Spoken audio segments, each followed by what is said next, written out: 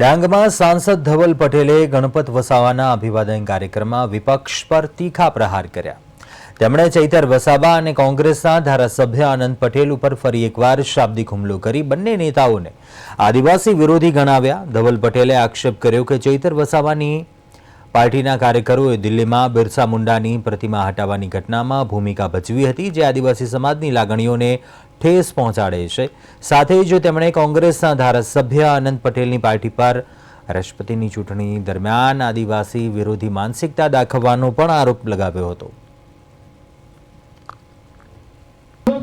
ભગવાન બિરસા મુંડાજીનું સ્ટેચ્યુ પણ હટાવી દીધું. આ બતાવે છે કે આ ચૈતર વસાવા જે આદિવાસી કરે છે એમની પાર્ટી કેટલા આદિવાસી વિરોધી છે. અને એટલું જ નહીં, બીજા એક ઠગ ધારાસભ્ય બાટુની વિધાનસભામાં છે વાંસદામાં, એ પણ આદિવાસી કરે છે.